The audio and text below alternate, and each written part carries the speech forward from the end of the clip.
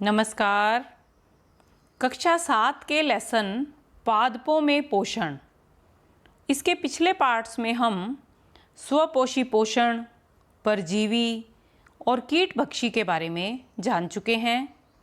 इसमें हम और आगे बढ़ते हैं और कुछ रोचक और ज्ञानवर्धक बातें सीखते हैं। आपने वर्षा ऋतु में बाजार में मशरूम बिकते देखे होंगे। कभी पेड़ों की टूटी टहनियों और पत्तों के बीच या खेतों के किनारे नम मिट्टी में आपने छाते के समान कुछ गुच्छे भी देखे होंगे। आप कुछ अंदाज़ा लगा पा रहे हैं कि ये क्या हैं? इनमें हरा वर्णक यानी हरा रंग भी कहीं दिखाई नहीं दे रहा। कोई मुंह जैसी संरचना भी इनमें नहीं है जिससे ये भोजन को ग्रहण कर सकें।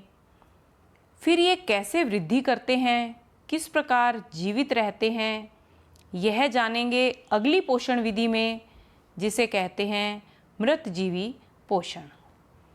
इसके बारे में समझने से पहले आप याद कीजिए कि जब कोई ब्रेड या रोटी बहुत बासी हो जाती है और ढकी रह जाती है किसी नम या उष्ण स्थान पर, तब क्या होता है?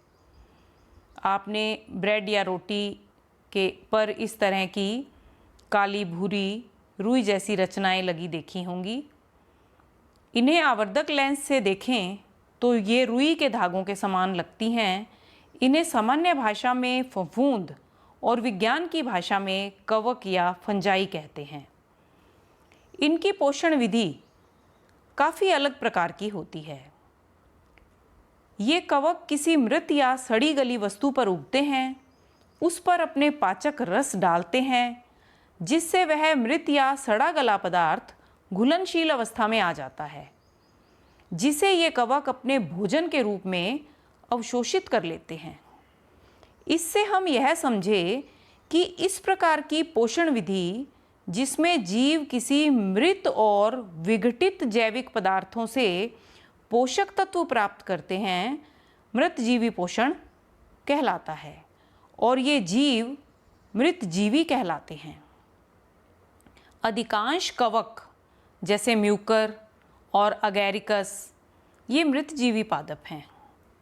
एक मृतजीवी पादप ऐसा भी होता है जिस पर पुष्प भी लगते हैं, वह है मोनोट्रोपा। कवक अचार, चमड़े, कपड़े और अन्य पदार्थों पर भी उग जाते हैं जब इन्हें वहाँ थोड़ी नमी और गर्मी मिल जाती है। कवकों की वृद्धि के लिए वर्षा ऋतु सबसे अच्छी परिस्थितियाँ प्रदान करती है। इसी कारण वर्षा ऋतु के दौरान अनेक वस्तुएं कवकों की वृद्धि के कारण नष्ट या अनुपयोगी हो जाती हैं। आपको जानकर आश्चर्य होगा कि वर्षा ऋतु में अगर हम सावधानी ना रखें तो ये कवक हमारे कान में भी उग सकते हैं, जिससे कान में दर्द और मवाद हो सकती है। ऐसा कैसे होता होगा, यह आप अवश्य जानना चाहेंगे। कवकों के बीजाणु वायु में उपस्थित होते हैं। जब वे किसी ऐसे जैव पदार्थ या उत्पाद पर पहुंचते हैं जहां उन्हें नमी और उष्णता भी मिल जाती है, तो वे अंकुरित होकर नए कवक को जन्म दे देते हैं। अब आप ही बताइए, अगर हमने सावधानी से स्नान नहीं किया और पानी कान में चला गया तो क्या होगा? कवकों के बीजाणु जब कान में पहुंचेंगे तब उन्हें हमारे शरीर की गर्मी, कान में जो मोम होता है उससे पोषण और नमी जो हमारे कान में असावधानी से चली गई, सब कुछ मिला और ये बीजाणु अंकुरित होंगे और कवक हमारे कान में उग जाएगा। इसी प्रकार नमी वाली गेहूं पर भी कवक का आक्रमण हो सकता है।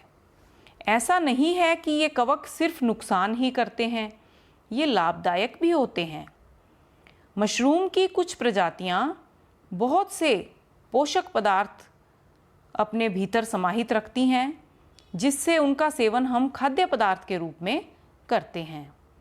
पेनिसिलियम कवक से पेनिसिलिन एंटीबायोटिक दवा बनाई जाती है।